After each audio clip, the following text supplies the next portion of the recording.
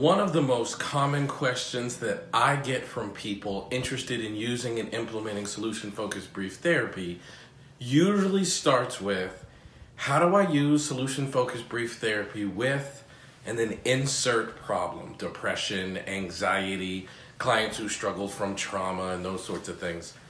And I enjoy those questions because it tells me that people are really kind of digging for the right answer. People are really kind of digging to use this approach, and they're really trying to implement this approach into their work, which thrills me, makes me very, very happy.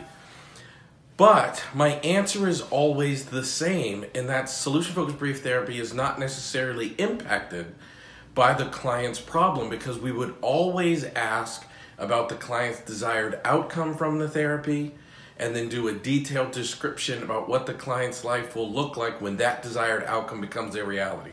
Regardless of their problem, regardless of their situation, regardless of what brought them into therapy, we would always do those two things. So now I want to make this video and answer the question a little bit differently, a little bit more, and use kind of an example on what I mean. So one of my personal heroes, someone I've loved my whole life, is Bruce Lee, the martial artist and actor. In an interview, he once said that you have to train.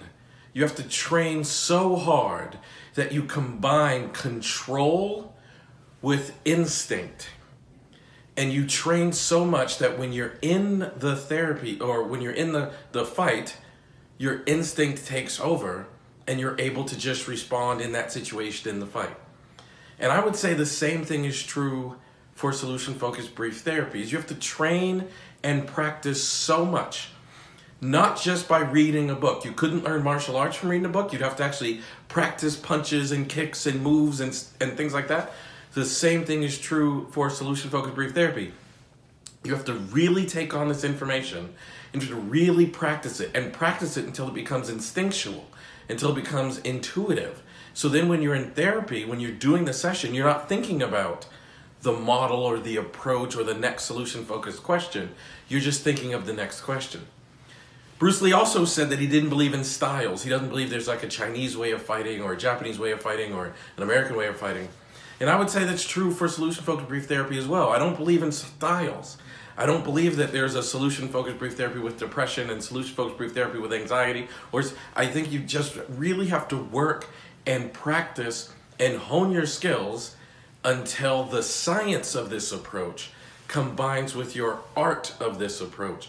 So when you're in the session, you're actually not thinking of this approach. You're just following your instinct.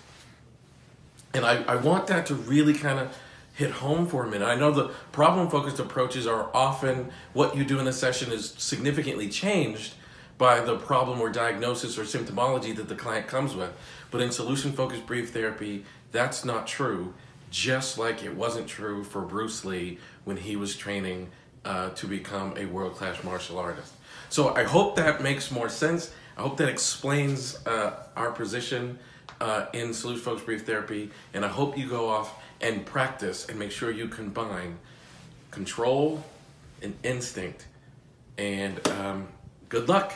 Have a good week. It really is a lot of practice, so go off and do it. I'm here if you need anything. Head over to my website, elliottconnie.com. There's loads of free stuff there because I want you to be able to practice this and make this intuitive for you as well.